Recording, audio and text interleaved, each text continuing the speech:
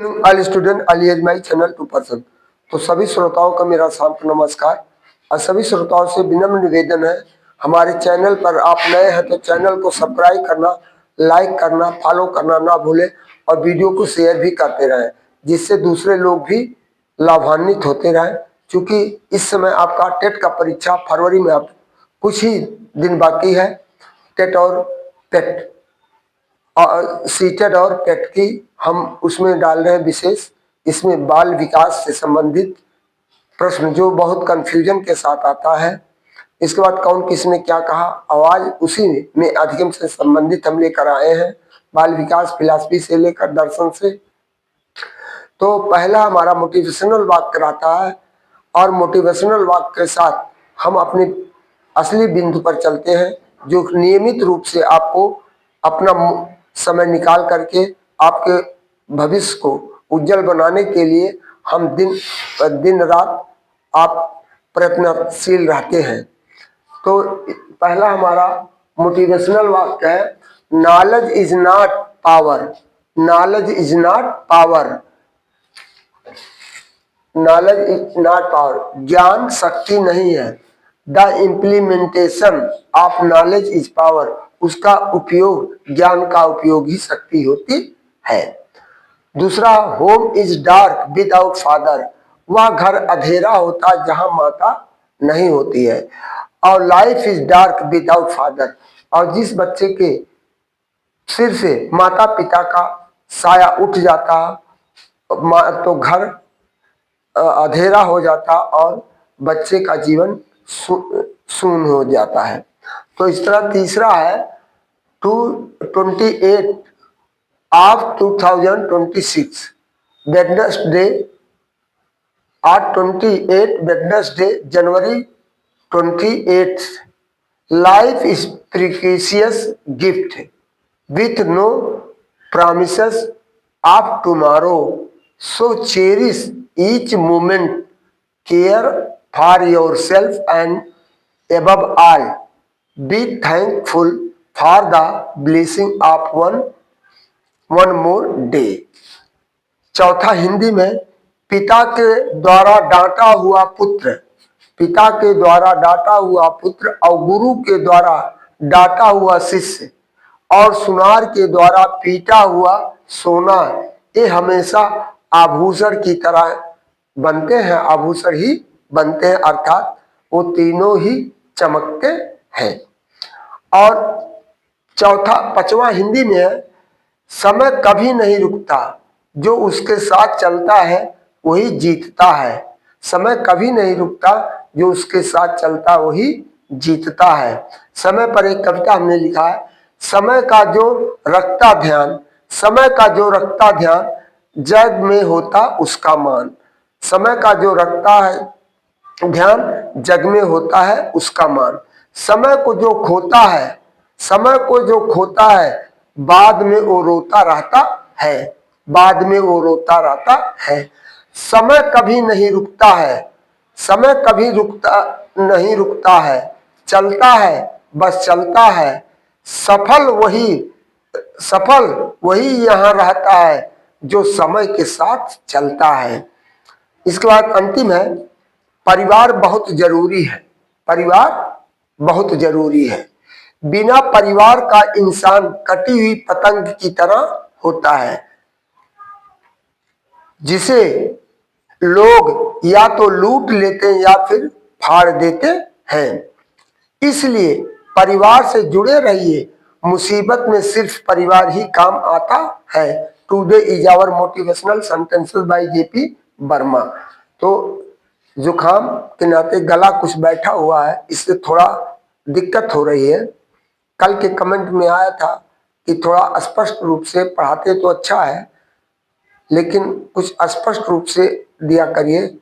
तो जैसे बहुत ज़्यादा डिटेल जाने पर वीडियो लंबा हो जाएगा तो उसको आपको उबन महसूस होगा, इसलिए हम आपको क्षणिक चीज़ें लेकर आते हैं जो एक क्षण में आप अपने भविष्य को संभाल सकते हैं। तो इसी क्रम में हमारा है सीटेट और टेट 2026 के लिए बाल विकास दर्शन से महत्वपूर्ण प्रश्न एवं उत्तर। पहला, अभिप्रेरणा का अर्थ क्या है? प्रेरित करना। अब प्रेरणा का अर्थ क्या है? प्रेरित करना। दूसरा, आंतरिक। अब प्रेरणा कैसी होती है? स्वतः होती है, और जब आपकी अंतरात्मा से स्वयं किसी चीज को पाने की ललक चलती है तो आप स्वतः उस पर क्रियाशील हो जाते हैं। तीसरा है बाह्य। अब प्रेरणा कैसी होती है? पुरस्कारों के द्वारा। जब किसी अच्छा कार्य आप करते हैं तो आपको कहीं से पुरस्कार या गिफ्ट नवाजा जाता है, तो आपके अंदर और प्रेरणा जगती है कि और हम आगे और एक्टिव हो, अपने को और आगे बढ़े। चौथा, रुचि का संबंध किससे है? मनपसंद कार्य से। पांचवा है ध्यान का अर्थ क्या है? एकाग्रता से है। एकाग्रता से है।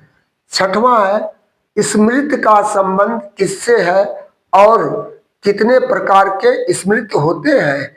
याद रखने से स्मृति का है और यह 3 प्रकार का होता है। सातवां है अल्पकालिक स्मृति कितनी देर रहती है? अब तीनों यही देखिए, अल्पकालिक और दीर्घकालिक और विस्मित विस्मित। तो अल्पकालिक स्मृति कितनी देर रहती है? कुछ सेकंड तक रहती है। आठवां है दीर्घकालिक स्मृति कैसी होती है? अस्थाई होती है। नौवां है विस्मृत का अर्थ क्या है? भूल जाना। ये भूल जाना मानव का स्वाभाविक नेचर होता है। 10वां है भूलने का सिद्धांत किसने दिया? एबिंग हाउस ने दिया। एबिंग हाउस ने दिया। 11 अधिगम की सर्वोत्तम अवस्था कौन सी है? बाल्य अवस्था है। 12वां खेल का बाल विकास में क्या महत्व है? सर्वांगीण विकास। सर्वांगीण विकास।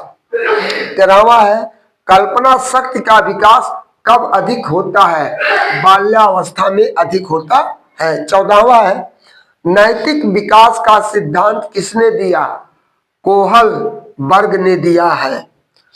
15वां है शिक्षा का मानवतावादी दृष्टिकोण किस पर केंद्रित है? बालक बालिकाओं पर केंद्रित है। 16वां है रचनावादी शिक्षण का आधार क्या है? पूर्व ज्ञान से संबंधित है। 17 है अनुभव से ज्ञान कैसे बनता है? सक्रिय सहभागिता से। 17 18वां है 21वीं सदी के 4C क्या है? 21वीं सदी के 4C क्या है? Critical, creative, communication, collaboration. 19वां है भविष्य के शिक्षा का फोकस क्या होता है? कौशल होता है।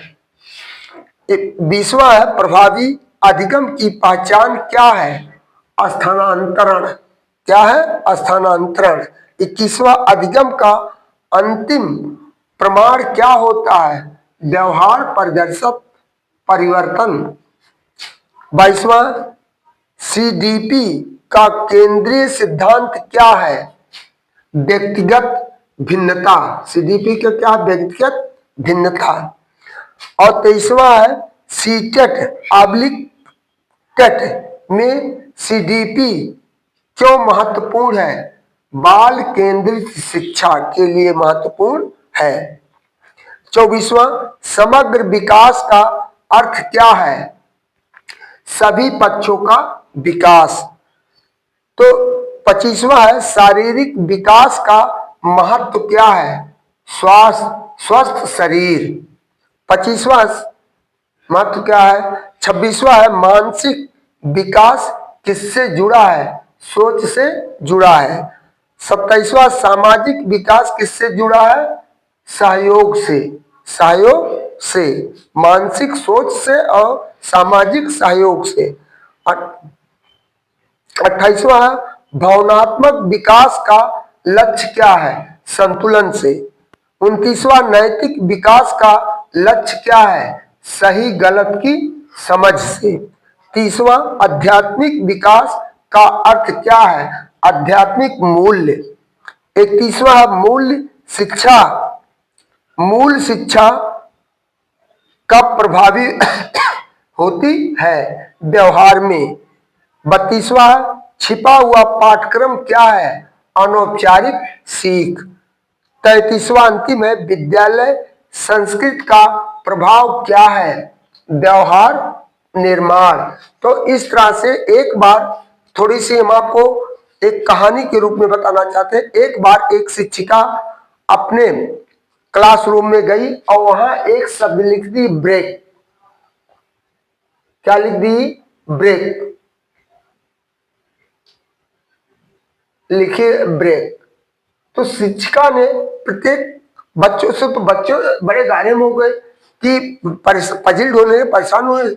अध्यापक आई, हमको केवल एक शब्द ब्रेक लिखी है और इसका तात्पर्य क्या है कि जो ब्रेक लिखा गया। तो उन्होंने एक बच्चे से पूछा कि ब्रेक का मतलब क्या होता है?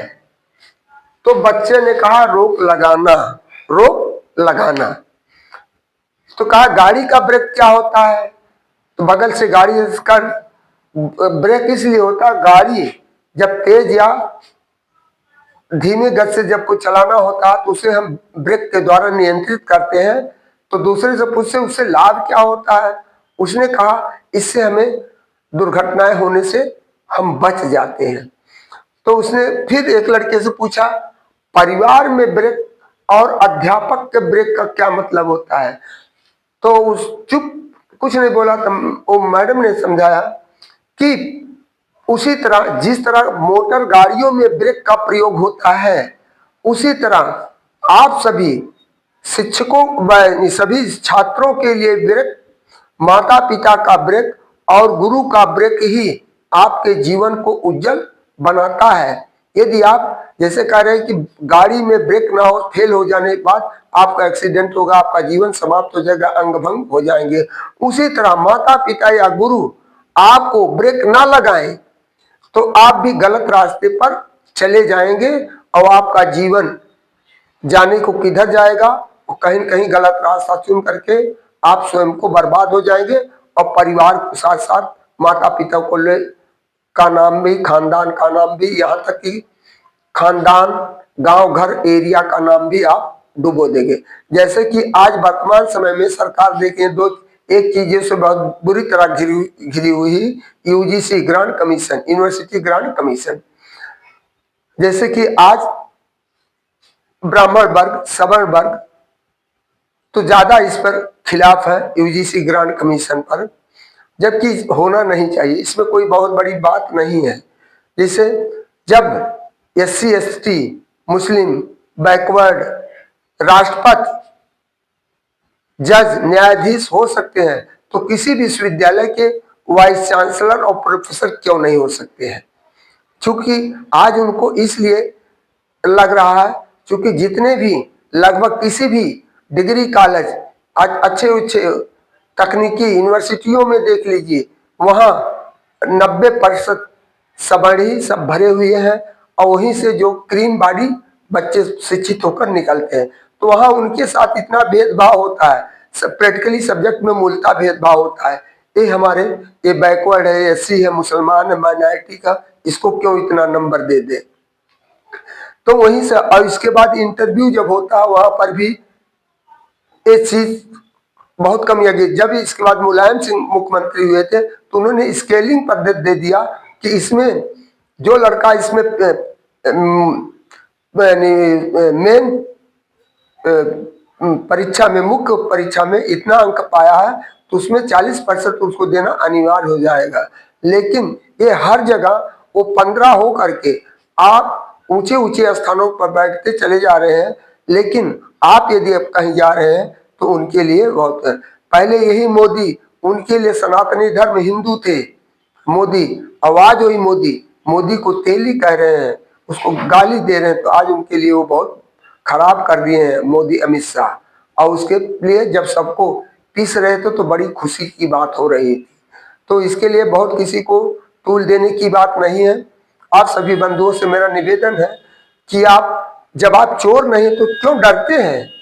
कहते हैं हमारे ऊपर अनावश्यक रूप से केस लाद दिया जाएगा। क्यों केस लाद दिया जाएगा भैया?